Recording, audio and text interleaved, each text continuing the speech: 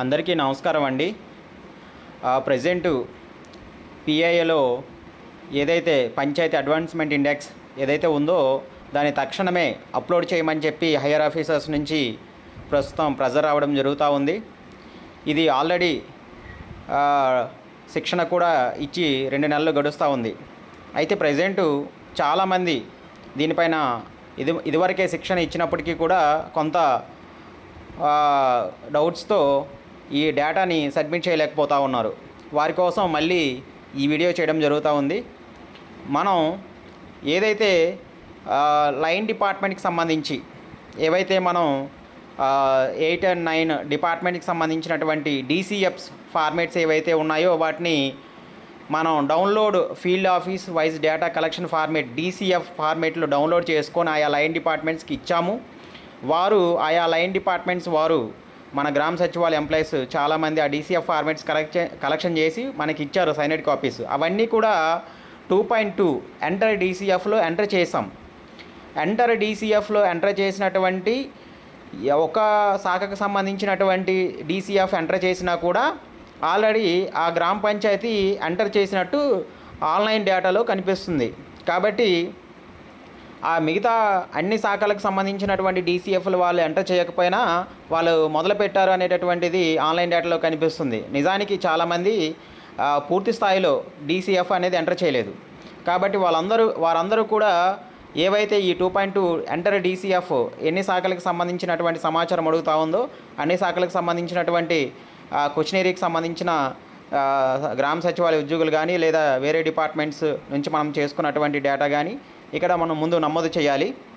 నమోదు చేసిన తర్వాత ఏదైనా తప్పులు ఉంటే 2.3లో అప్డేట్ DCF చేయాలి. తర్వాత చివరగా మనం 2.4 వ్యాలిడేట్ డేటా ఫర్ గ్రామ సభ డిస్కషన్ అని చెప్పి ఉంటుంది. ఇదే చాలా ఇంపార్టెంట్. అన్ని DCF ఫార్మేట్లు ఎంటర్ చేసిన తర్వాత సేవ్ రిజిస్టర్ చేసిన తర్వాత 2.4 వ్యాలిడేట్ డేటా ఫర్ గ్రామ సభ డిస్కషన్ అనేది చెయ్యాలి.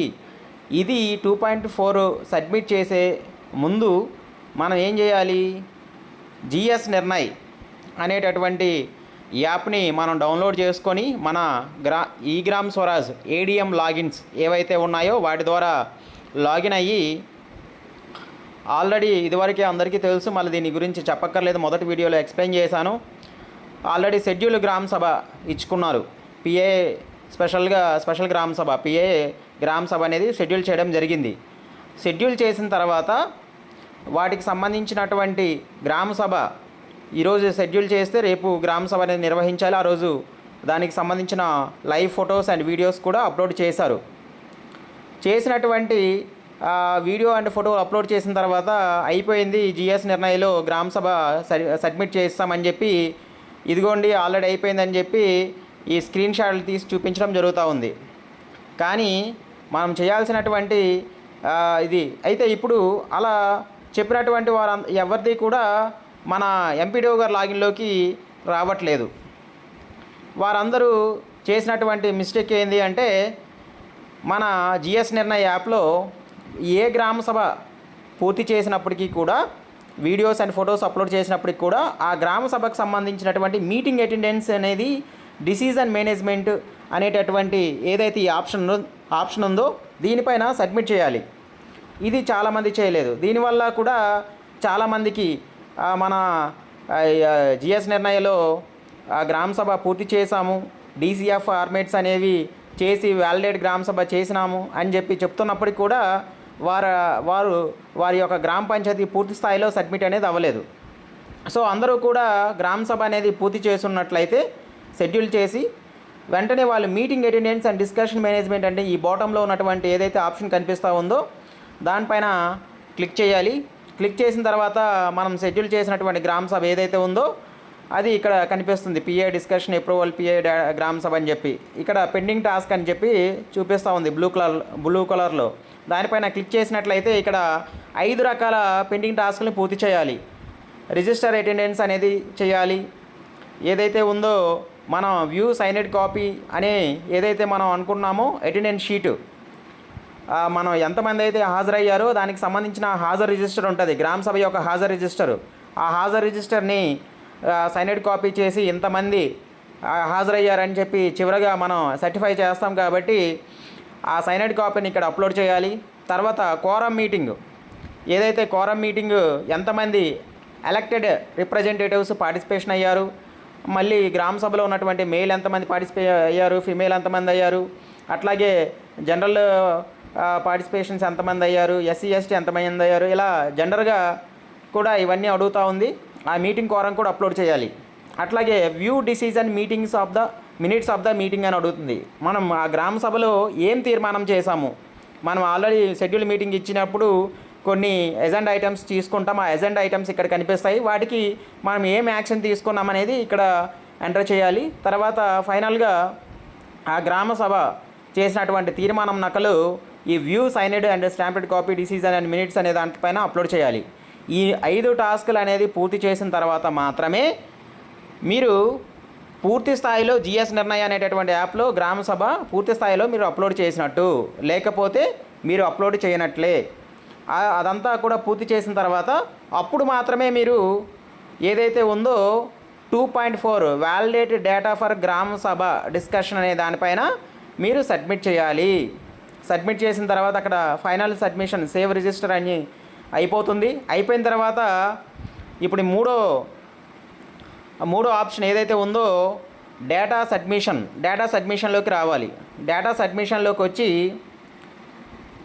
ఇక్కడ కూడా ఫైనల్ గ్రామ సభ మీరు సబ్మిట్ చేసినప్పటికీ కూడా వ్యాలిడేట్ గ్రామ సభలో మీరు సబ్మిట్ చేసినప్పటికి కూడా ఇక్కడ 3.2లో కరెక్ట్ డేటా పోస్ట్ గ్రామ సభ డిస్కషన్ అంటే మీకు ఇంకేదో గ్రామ సభ పూర్తి అయిపోయినా కూడా ఏదైనా తప్పు అయిపోయింది, అక్కడ తప్పు డేటా అనేది మేము వ్యాలిడేట్ చేసాము అనే మీరు ఏమైనా కనుగొన్నట్లయితే ఇక్కడ చివరగా 3.2లో కూడా మీరు సబ్మిట్ చేసి ఆ వాల్యూస్ మార్చి మీరు ఫైనల్ సబ్మిషన్ చేయొచ్చు. చేసిన తర్వాత 3.3 submit PIA data for verification through GS Nirnay app అనే దానిపైన మీరు క్లిక్ చేసిన తర్వాత అక్కడ ఫైనాన్షియల్ ఇయర్ అడుగుతుంది.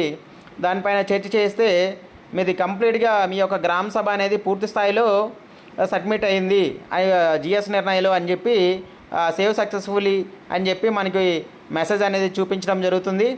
అట్లాగే UPI data submission for the verification 3.4 కూడా ఆ విధంగానే మనం సబ్మిట్ చేయాలి. ఇలా సబ్మిట్ చేసిన తర్వాత మనకి చర్చ్ అని చెప్పి అడుగుతూ ఉంటుంది. ఫైనాన్షియల్ ఇయర్ చూపించి దానిపైన చర్చ్ చేసినట్లయితే పూర్తి స్థాయిలో డేటా సేవ్ సక్సెస్ఫుల్ అని చెప్పి మనకి రావడం జరుగుతుంది.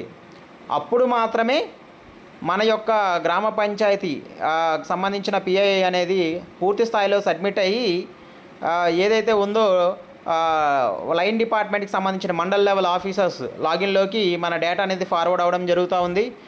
అప్పుడు వారు కూడా ఆ గ్రామ సభలో వాళ్ళకి సంబంధించిన శాఖాపరమైనటువంటి మనం అప్లోడ్ చేసిన డీసీఎఫ్ ఫార్మేట్స్ వెరిఫై చేసి వాళ్ళు కూడా అప్రూవల్ చేస్తే ఫైనల్గా మన ఎంపీడీఓ లాగిన్లోకి వెళ్తుంది, వాళ్ళు అప్రూవల్ చేస్తారు.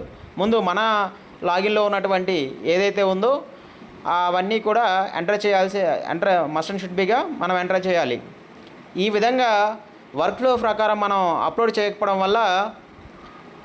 వల్ల మనకి ఇంకా చాలా పెండింగ్స్ అనేది కనిపిస్తుంది. ఎక్కడ ఏం చేయాలనేది చాలా వరకు కొంత గందరగోళం అనేది ఏర్పడి ఉన్నది.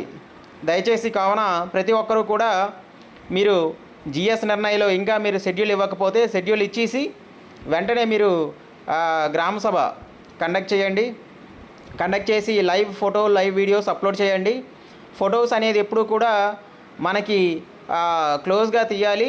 తీసిన తర్వాత మొక్కలు అనేది మీరు ఓకే అని క్లిక్ చేసిన తర్వాత మొక్కలు పైన మార్కింగ్ రావాలి. ఎంతమంది అయితే మొక్కలు ఉంటాయో ఆ మొక్కలకి మార్కింగ్ వస్తుంది, 4 వైపులా ఇలా మార్కింగ్ వస్తుంది. ఆ మార్కింగ్ వచ్చినప్పుడు మాత్రమే వాళ్ళ యొక్క ఫేస్ అనేది డిటెక్ట్ అయ్యి అది సేవ్ అవుతుంది. అంతవరకు ఆ మొక్కలు డిటెక్ట్ చేయనంత వరకు అది మీరు ఎంత సేవ్ చేసినా కూడా అది సేవ్ అవ్వదు. దయచేసి ఈ విషయాన్ని గమనించి మీరు గ్రామ సభని షెడ్యూల్ చేసి వెంటనే మీరు గ్రామ సభని అప్లోడ్ చేయండి. తర్వాత వెంటనే meeting attendance and discussion management పైన క్లిక్ చేసి ఆ 5 టాస్కుల్ని కూడా మీరు పూర్తి చేయండి.